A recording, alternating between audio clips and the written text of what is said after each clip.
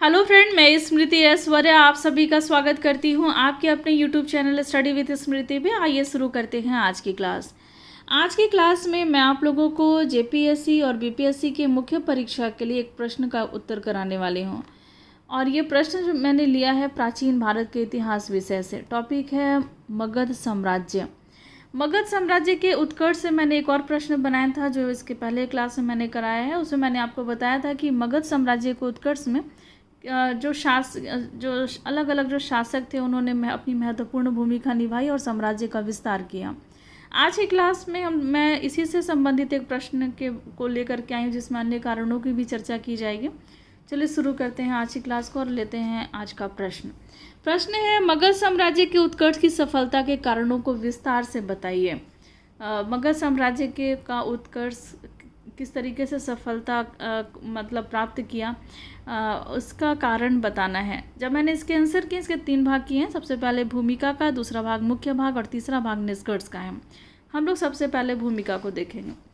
मौर्यों के उत्थान से पहले 2 शताब्दियों के दौरान मगध साम्राज्य का विस्तार इसी अवधि के ईरानी साम्राज्य विस्तार के समान है। इस अवधि के दौरान भारत में सबसे बड़े राज्य का गठन बिंबिसार, अजातशत्रु और महापद्मनंद जैसे कई उद्यमी और महत्वाकांक्षी शासकों ने किया। उन्होंने अपने साम्राज्य विस्तार और राज्यों को मजबूत करने के लिए उचित अनुचित हर तरीके से अपनी शक्ति और साधनों का इस्तेमाल किया था। मगध साम्राज्य के उत्कर्ष में यहाँ के शासकों ने अपना बहुत बड़ा योगदान दिया था। उनका बहुत महत्वपूर्ण भूमिका थी साम्राज्य विस्तार में, जिसमें प्रमुखता से नाम लिया जाता है बिंबिसार का, अजातशत्रु और महापद्मनंद का। इन्होंने कई उचित और अनुचित तरीके से अपनी शक्ति और साधनों का भी इस्तेमाल किया साम्राज्य के विस्तार में। हालांकि मगध के विस्तार का एकमात्र कारण यही नहीं था कि उनके शासक जो थे वो शक्तिशाली थे। हालांकि मगध के कुछ अन्य महत्वपूर्ण कारण भी थे जो कि निम्न हैं। कुछ अन्य कारण भी थे जो मगध के उत्कर्ष में अपनी महत्वपूर्ण भूमिका को निभाए थे। उन कारणों पे हम लोग चर्चा करेंगे आज की क्लास में। तो देखिए कौन कौन से कारण हैं, शॉर्ट में मैंने यहाँ लिखा है। लॉ एस्क के सरलता से उपलब्धता, चूँकि मगध साम्राज्य में या फिर उसके आसपास के क्षेत्रों में लॉ एस्क जो थी वो काफ़ी सरलता से उपलब्धता हो जाती थी, जिस कारण से हथियारों का निर्माण करना बहुत ही आसान हो गया था और बहुत सारे युद्धों को प्रमुखता से लड़ा गया था और बहुत शक्तिशाली तरीके से लड़ा गया था और उस युद्ध को जीता भी गया था और इससे साम्राज्य का विस्तार ही हुआ। फिर यहाँ की जो भौगोलिक स्थिति, मगध साम्राज्य की भौगोलिक स्थिति जो थी वो भी काफ़ी शक्तिशाली थी और जिस कारण से इतना बड़ा साम्राज्य जो था वो विस्तृत हुआ। आर्थिक संपन्नता भी थी, किस तरीके से हम लोग जानेंगे, और शक्तिशाली सैन्य संगठन भी था। इन्हीं सब चीज़ों के बारे में हम लोग डिटेल में जानेंगे। सबसे पहले तो हम लोग जानेंगे लॉ एस्क की सरलता से उपलब्धता। किस तरीके से लॉ एस्क जो थे वो आसानी से मिल जाते थे इन क्षेत्रों में। देखिए, लौह काल में मगध एक लाभप्रद भौगोलिक स्थिति का इलाका था, क्योंकि प्रचुर मात्रा में लौह खाद्यान्न मगध की सबसे प्राचीन राजधानी राजगीर से बहुत दूर स्थित नहीं थी। जो मगध की जो प्राचीनतम राजधानी थी राजगीर, उसके आसपास ही लौह एस्क जो थी वो आसानी से मिल जाते थे। पड़ोस में ही पर्याप्त लौह एस्क सरल उपलब्धता ने मगध के राजकुमारों को उपयुक्त हथियारों से लैस होने में सक्षम बनाया। क्योंकि लौह एस्क से हथियार आसानी से बनते थे और मजबूत हथियार बनते थे, तो यहाँ के जो राजकुमार थे वो हथियारों से लैस हुआ करते थे जो उनके प्रतिद्वंदियों को आसानी से उपलब्ध नहीं थे, और उनके प्रतिद्वंदी जो थे उनको ये हथियार आसानी से उपलब्ध नहीं थे। वे अवंती और उसकी राजधानी उज्जैन से ज़्यादा दूर नहीं थे। ईसा पूर्व 500 में उज्जैन में लोहे को पिघलाया और ढाला जाता था और संभवतः लोहारों ने अच्छे हथियारों का निर्माण भी किया। इस वजह से उत्तर भारत में मगध के लिए सर्वश्रेष्ठ बनने के मार्ग की सबसे बड़ी चुनौती अवंती थी और उज्जैन को अपने अधीन करने में मगध को लगभग 100 साल लगे थे। नेक्स्ट है भौगोलिक स्थिति। जो मगध की भौगोलिक स्थिति थी, अब हम लोग उसको जानेंगे। मगध को कुछ अन्य सुविधाएं भी थी। मगध की दोनों राजधानी राजगीर और पाटलिपुत्र सामरिक दृष्टि से महत्वपूर्ण स्थानों पर स्थित थी।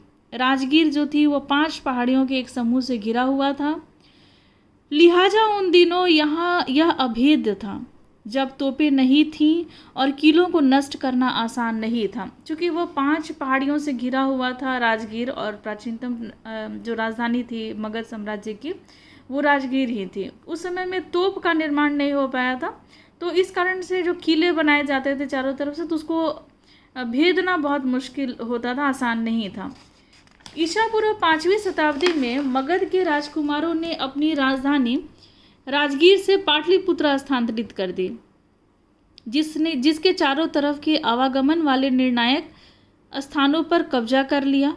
पाटलिपुत्र गंगा, गंडक और सोन के संगम पर स्थित था और चौथी नदी घाघरा पाटलिपुत्र के पास गंगा में मिलती थी। औद्योगिक काल से पहले जब संचार मुश्किल था, सेना नदियों के रास्ते उत्तर, पश्चिम, दक्षिण और पूरब में आ जा सकती थी। इसके अलावा पटना की स्थिति वास्तव में अच्छी थी, क्योंकि यह नदियों से घिरा हुआ था, जबकि गंगा और सोन इसे उत्तर और पश्चिम और पुनपुन दक्षिण और पूरब भाग से घेर रखे थे। इसलिए पाटलिपुत्र वास्तव में एक जल किला था।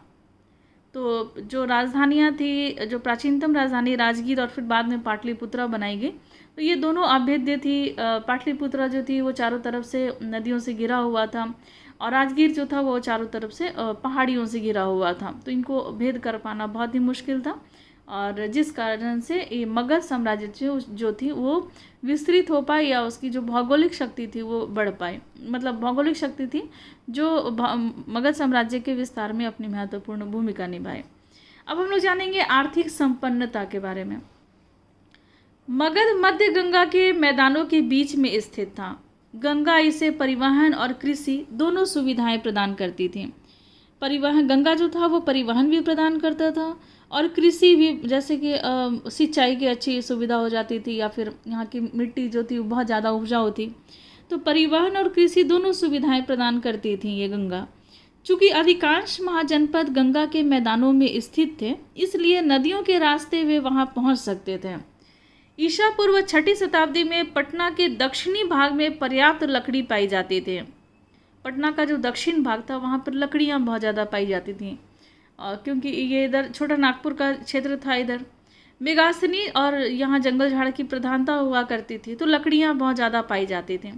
मेगास्थनीज पाटलिपुत्र में लकड़ी के दीवारों और घरों के बारे में बताते हैं। इस प्रकार नौकाओं का निर्माण आसानी से भी किया जाता था।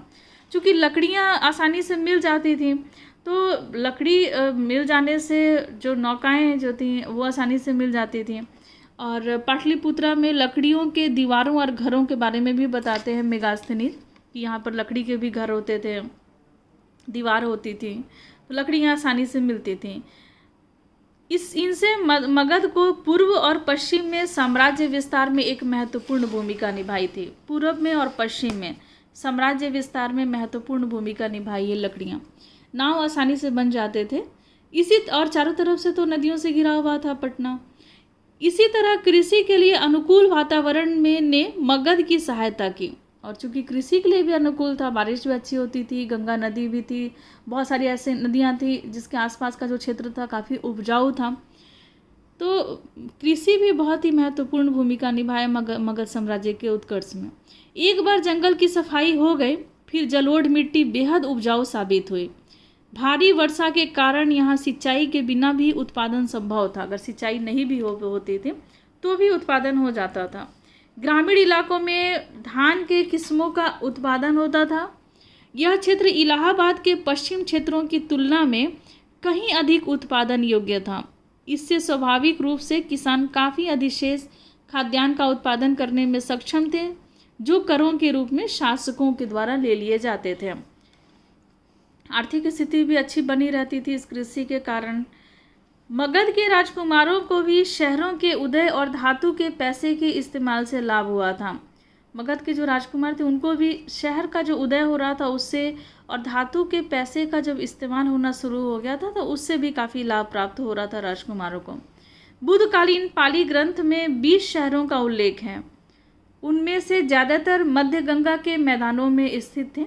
उन्होंने उत्तर पूर्व भारत में व्यापार और वाणिज्य में योगदान दिया था।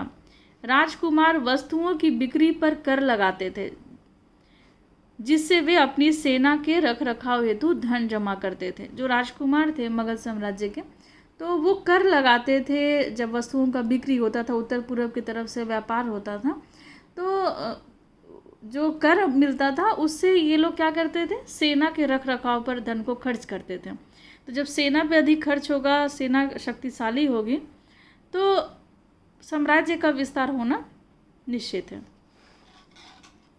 शक्तिशाली सैन्य संगठन ये कैसे अपनी भूमिका को निभाए वो देखते हैं। मगध ने सैन्य संगठन में एक विशेष मुकाम हासिल किया था। यद्यपि भारतीय राज्य घोड़े और रथों के इस्तेमाल से पूर्णतः परिचित थे, लेकिन मगध ने पहली बार पड़ोसी देशों के खिलाफ युद्ध में बड़ी संख्या में हाथियों का इस्तेमाल किया था, क्योंकि हाथी जो थी वो मिल जाती थी आसानी से मगध में। तो पहली बार मगध ने पहली बार पड़ोसी राज्यों के खिलाफ युद्ध में बड़ी संख्या में हाथी का इस्तेमाल किया था। देश के पूर्वी भाग से मगध के राजकुमारों को हाथियां आपूर्तित होती थी। जो पूर्वी भाग जो था, पूरब का जो भाग था, तो वहाँ से हाथियां मिल जाती थी आसानी से। ग्रीक सूत्रों से पता चलता है कि नंदों के पास 6000 हाथियां थीं।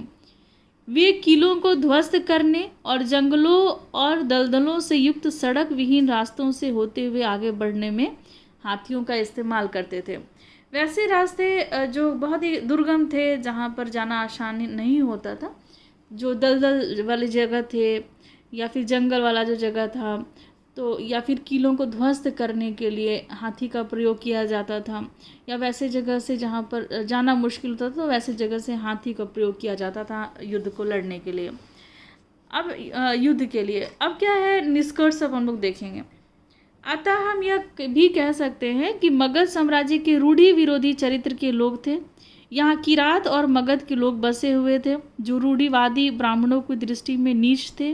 वैदिक लोगों के आगमन के बावजूद यहाँ प्रजातियों का जो घुलना मिलना हुआ वो काफ़ी अच्छा था। यहाँ वैदिक लोगों का आगमन हाल में ही हुआ था, इसलिए पहले से वैदिक प्रभाव वाले इलाकों की अपेक्षा मगध में इसके विस्तार का उत्साह अधिक था। इन्हीं कारणों से मगध अन्य राज्यों को पराजित करने और भारत में पहला साम्राज्य स्थापित करने में ये काफ़ी सफल रहा था। तो ये आज का प्रश्न था, मगध साम्राज्य का उत्कर्ष। आज की क्लास में बस इतना ही। मिलते हैं नेक्स्ट क्लास में, लेते हैं आपसे विदा। धन्यवाद।